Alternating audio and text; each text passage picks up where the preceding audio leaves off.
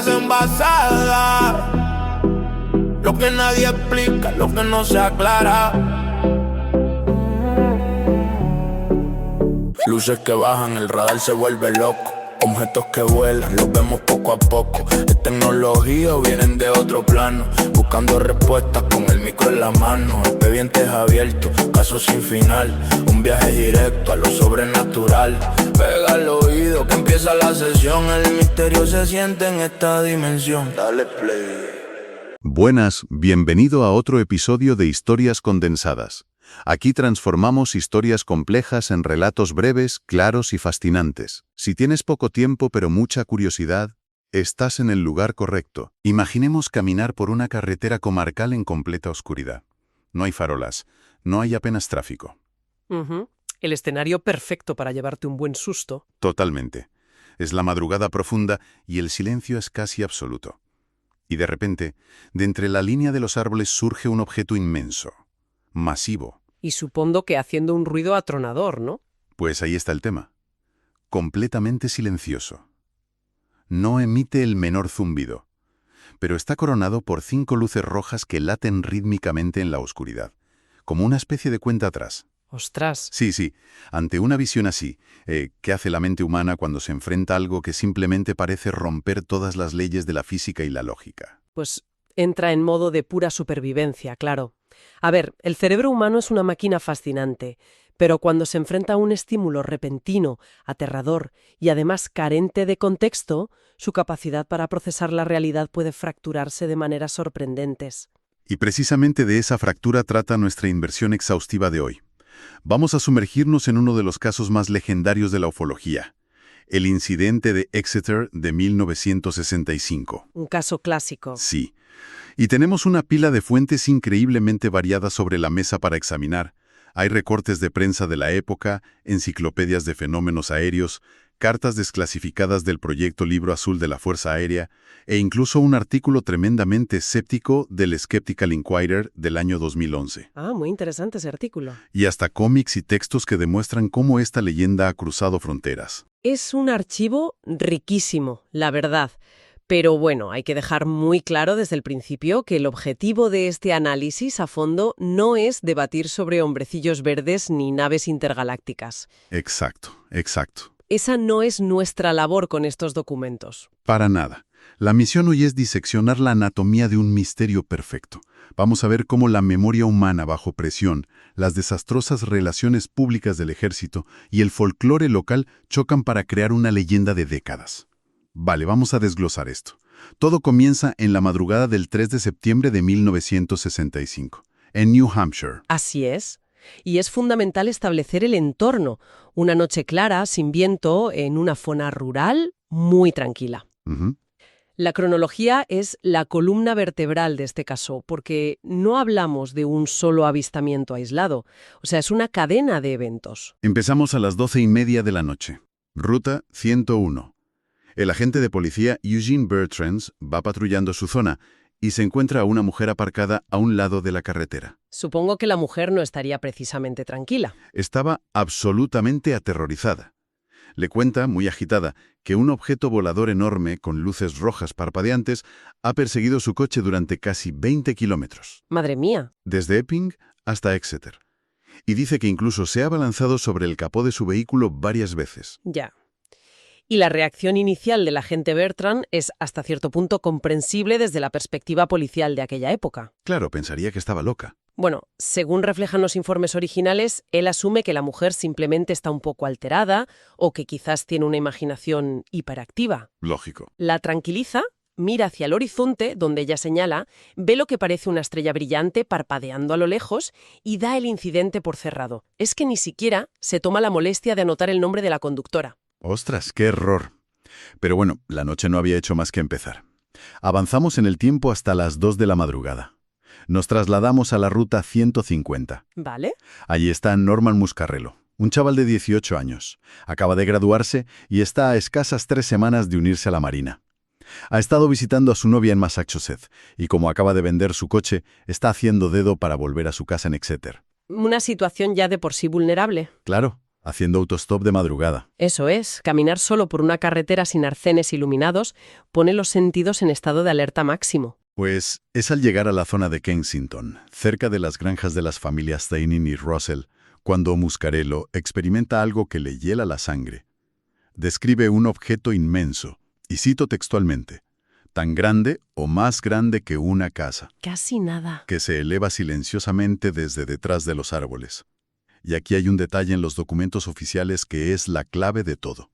El objeto no hace absolutamente ningún ruido. Silencio sepulcral. Eso es. Pero la parte inferior tiene 5 luces rojas extremadamente brillantes que pulsan. Y no parpadean a lo loco, como las luces de un avión. Tienen una secuencia exacta. Ah, la famosa secuencia. Muscarello la memoriza en su declaración jurada. 1, 2, 3, 4, 5, 4, 3, 2, 1. Lo fascinante aquí es que esta especificidad extrema en el relato del testigo es lo que eleva el caso por completo. No relata una luz borrosa, relata un patrón rítmico, metódico e innegablemente tecnológico. Sí, Esto hace que el incidente pase a ser uno de los encuentros de la primera fase mejor documentados y respetados. es que ese patrón es rarísimo. Si intentamos compararlo con algo natural, sencillamente no encaja. Nada en la naturaleza parpadea con una secuencia simétrica de ida y vuelta. Claro, Esa secuencia de 1 a 5 y vuelta atrás parece algo extremadamente mecánico. No sé, como la barra de carga de un ordenador o el letrero de neón antiguo de una cafetería. ¿Cómo podría una simple anomalía meteorológica ser tan rítmica? pues esa es exactamente la pregunta que se hicieron las autoridades. Porque el pánico de Muscarello no era fingido, era un terror primario absoluto. El objeto se acercó tanto que el chico se lanzó de cabeza a una zanja junto a la carretera temiendo ser aplastado. Cuando la luz se alejó un poco, corrió hacia la granja de los Russell. Aporreó la puerta, gritando, pero nadie le abrió. Normal. Los Russell confirmarían luego que escucharon los gritos. Pero a esas horas, cualquiera abre la puerta. Ya te digo. Así que corre de vuelta al asfalto, se planta en medio de la carretera y obliga a un coche a detenerse de un frenazo. Lo llevan a la comisaría de Exeter a las 2:24 de la mañana. Está blanco como el papel y no deja de temblar. Y ahí es donde entra el agente de guardia, ¿no? Reginald Toland. Exacto, que además lo conocía del pueblo. Toland vio que el terror era real y llama por radio a Bertrand, el mismo agente de la mujer aterrorizada. Y es en este punto donde el relato deja de ser la historia de un joven asustado y se consolida como un incidente oficial. Bertrand mete a Muscarello en el coche patrulla y vuelven al campo para investigar. Y al principio no ven nada raro, pero al adentrarse a pie en la hierba, los animales se vuelven completamente locos. Los caballos empiezan a patear las cercas con una violencia brutal y los perros aúllan al unísono. Y entonces, según el informe policial, la oscuridad se rompe. El objeto se eleva desde detrás de la arboleda sin emitir un solo sonido. Bertrand describe un artefacto del tamaño de un granero inmenso. Madre mía. Se balancea lentamente y esas 5 luces rojas iluminan todo el campo, tiñendo las granjas de rojo sangre. Estiman que estaba a unos 30 metros de altitud. Bertrand casi desenfunda su revólver. Menos mal que no disparó. Metió al chico en el coche y pidió refuerzos. Llega otro compañero, David Hunt. Los 3 ven el objeto antes de que se aleje hacia el océano. Y hay un detalle vital de Hunt. Escucharon pasar un bombardero B-47 poco después. ¿Ah, sí? Y Hunt dejó escrito que la diferencia entre el ruido ensordecedor del jet y el silencio irreal del objeto rojo era abismal. Esa precisión es crucial. Ya hablamos de 2 agentes de la ley en acto de servicio confirmando un avistamiento a baja altura. Esto obliga a las autoridades federales a dar una respuesta oficial. Y aquí empieza el choque entre la experiencia vivida y la burocracia militar. Entra en escena el famoso Proyecto Libro Azul de la Fuerza Aérea. Dirigido por el mayor Héctor Quintanilla y el teniente coronel Spaulding. Su trabajo a menudo era más calmar a la población que buscar la verdad absoluta. Y vaya explicaciones dieron. La primera fue casi un insulto a los agentes locales. Afirmaron que habían visto, y cito, estrellas y planetas tintineando debido a una inversión térmica. A ver, un momento. ¿Qué es una inversión térmica? ¿Y por qué la Fuerza Aérea pensaría que eso explica un establo volador que asusta a los caballos? Es una excelente pregunta y demuestra la desconexión total desde los despachos. Físicamente, imagina que la atmósfera es un pastel de capas. En una inversión térmica, una capa de aire caliente atrapa aire frío cerca de la superficie. Vale. Esta diferencia abrupta cambia el índice de refracción del aire. Actúa como una lente inmensa. La luz de una estrella lejana se dobla y parece que baila, cambia de color o pulsa cerca del horizonte. Vale. Entiendo la física. Pero un establo volando a 30 metros de tu cabeza no es una estrella titilante. Los agentes montaron en cólera. Su reputación estaba en juego. Así que la Fuerza Aérea retiró lo de las estrellas y sacó una segunda excusa. La operación Big Blast. Exacto. Dijeron que era un enorme ejercicio de entrenamiento nocturno con bombarderos. Parecía más plausible sobre el papel. Sin embargo, los testigos no iban a ceder. Las cartas originales de réplica son clarísimas. Bertrand y Hunt escribieron a Quintanilla señalando que la operación terminó entre la medianoche y las 2 de la madrugada. O sea, una hora antes del avistamiento clave. Exacto. Y aquí es donde se pone realmente interesante nuestra pila de documentos, porque hay unas en la manga. Resulta que el agente Bertrand tenía 4 años de experiencia previa en la Fuerza Aérea. ¡Ostras! Combustible en vuelo. Conocía perfectamente los B-47. Dijo que era imposible confundir eso con una operación militar. ¿Cómo le dices a un veterano de reabastecimiento que confundió un bombardero atronador con una nave silenciosa? Pues esto muestra a la perfección la arrogancia institucional. Al no leer los historiales de los testigos, el ejército dinamitó su credibilidad. Esto forzó al Pentágono, vía el teniente coronel Spaulding, a admitir que no podían identificar el objeto. Y ese vacío mantuvo el caso frío durante 45 años, hasta que en 2011, en la revista Skeptical Inquirer, James Megaha y Joe Nickell juntan las piezas, usando el mismo conocimiento aeronáutico de Bertrand. Un giro brillante.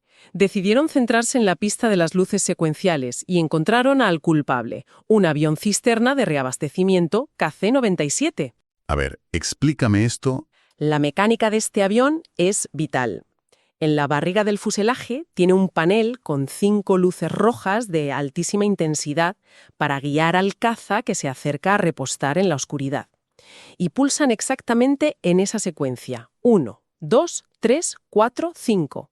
4, 3, 2, 1. Madre mía, la secuencia exacta de Muscarello. Y hay más. El brazo de reabastecimiento cuelga a un ángulo fijo de 64 grados. Muscarello dijo que las luces parecían apuntar en un ángulo de unos 60 grados. ¡Qué precisión! Además, ese tubo de metal tiene unas pequeñas aletas aerodinámicas. Cuando el operador no lo controla, el brazo ondea y da bandazos por las turbulencias. Lo cual coincide con lo de que actuaba como una hoja flotando en el viento. Todo encaja. Pero aquí tengo que intervenir, porque me cuesta muchísimo comprar esta teoría. Un KC-97 es un bombardero con 4 motores inmensos. Es ensordecedor. ¿Cómo van a jurar los 3 testigos que era totalmente silencioso? Esto plantea una pregunta importantísima sobre la percepción humana bajo estrés. El artículo introduce un concepto del científico Chad Marsolek llamado el efecto del foco en el arma. Entiendo la premisa visual. Si te apuntan con una pistola, no recuerdas la cara del atracador porque miras el cañón. Pero, ¿cómo apaga eso el sonido de 4 motores atronadores? Porque ocurre un fenómeno llamado exclusión auditiva. Cuando el cerebro detecta una amenaza incomprensible, desencadena una respuesta tan brutal que desconecta el procesamiento auditivo. ¡Ostras! Es como un ordenador cerrando programas en segundo plano para dedicar toda la memoria a la amenaza visual. El sonido estaba ahí, pero su corteza auditiva, inundada de pánico, se negó a procesarlo. Ah, claro. Una burbuja de silencio selectivo. Y el tamaño inmenso. Las luces del KC-97 están diseñadas para verse a kilómetros. Vistas desde el suelo sin referencias, el resplandor cegador camufla la silueta del avión. Pierdes la noción de altitud y distancia. Un avión enorme muy alto parece algo más pequeño pero inquietantemente bajo. Fíjate que en las notas de Bertrand pasó de decir tamaño de un granero a decir que era del tamaño de un pomelo sostenido con el brazo extendido. Es como el teléfono escacharrado, pero a nivel sináptico. Totalmente. El ejército lo gestiona fatal y la cultura popular hace el resto. El libro Incident at Exeter, de John G. Fuller, fue un éxito de ventas, y los cómics ilustrando al chico en la zanja y la granja bañada de rojo. Convirtieron un expediente policial en un thriller. Y el mito muta al cruzar idiomas. En nuestro texto en español, lucesenexeter.txt, aparece de repente una tal Sabby Fuller, descrita casi como la hermana del chico. Y lo extraordinario es que Sabby Fuller jamás existió. ¿Ah, no? ¿Qué va? No aparece en ningún registro oficial. Nace de un error de traducción. Alguien leyó una frase en inglés tipo visto por Fuller, o sea, seen by Fuller o saw by Fuller, y un traductor o programa lo interpretó como nombre propio, Savvy. O sea, un error tipográfico adquiere vida propia. Es la prueba definitiva de cómo los relatos se adornan.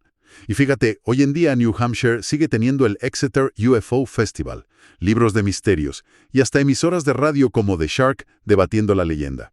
A la gente le encanta aferrarse a sus leyendas locales. Entonces, ¿qué significa todo esto a fin de cuentas? ¿Por qué hacer esta inversión exhaustiva hoy? Yo creo que demuestra que la búsqueda del conocimiento requiere mirar más allá del objeto brillante. El verdadero ovni, lo más desconocido, es la mente humana. Si conectamos esto con el panorama general, resolver este caso es un triunfo del pensamiento crítico.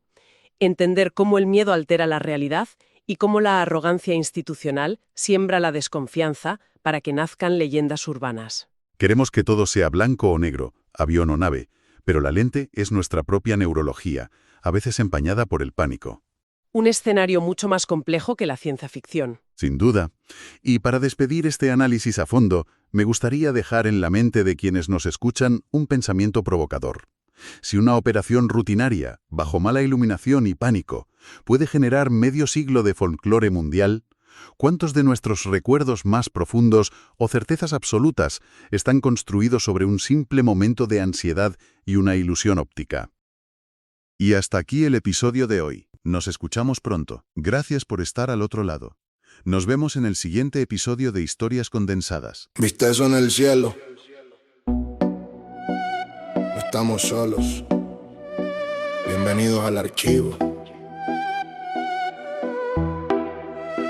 Son historias envasadas, donde la verdad se queda guardada. Luces en el cielo, una huella en la nada. Misterios que te dejan la mente volada. Historias envasadas, lo que nadie explica, lo que no se aclara. Luces que bajan, el radar se vuelve loco. Objetos que vuelan, los vemos poco a poco. Es tecnología o viene de otro plano. Buscando respuestas con el micro en la mano. Expedientes abiertos, casos sin final. Un viaje directo a lo sobrenatural. Pega el oído que empieza la sesión. El misterio se siente en esta dimensión. Dale play. Esto es historia envasada. Conéctate. Historia envasada. El beat del misterio. Abre la tapa. Libera el misterio. Abre la tapa, libera el misterio. No necesitas horas para conocer la verdad. Bienvenidos a Historias Envasadas. Caminando por la ciudad o mirando al cielo, buscando respuestas que nos quiten el velo. Casos reales, archivos de lo extraño, lo que la ciencia ignora hace muchos años. No te hablo de cuentos, te hablo de datos. Ovnis en el radar, encuentros de altos estratos. No hace falta dar vueltas ni perder el control. Aquí el misterio se sirve bajo el sol. Resumido y directo para que lo entiendas bien. La dosis perfecta que te vuela la 100. Buen tempo, historias envasadas. La verdad del cosmos aquí está guardada. Misterio compacto, potente y real. Un viaje directo a lo sobrenatural. Buen tempo, no pierdas el hilo. Suscríbete ahora y escucha con sigilo. Buen tempo, que el caso no muera. La próxima historia ya está en la espera. Fue un rayo de luz, un visitante estelar. Un caso sin firma, difícil de explicar. Te lo cuento sencillo, te lo explico con flow. Porque lo bueno en frasco, pequeño da el show. Cada episodio es un nuevo expediente. Para mentes curiosas, para gente valiente. No te quedes afuera, dale click al botón. Que la comunidad cree que en esta dimensión. Si quieres más ovni, si quieres más dudas, la suscripción es la llave que te ayuda. Suscríbete, no te lo pierdas. Buen tempo, historias envasadas. La verdad del cosmos aquí está guardada. Misterio compacto, potente y real. Un viaje directo a lo sobrenatural. Buen tempo, buen tempo. Suscríbete al canal. Es el momento. Historias cortas, misterios gigantes. Nos vemos en el próximo envase. Efecto de interferencia desapareciendo. Historias envasadas.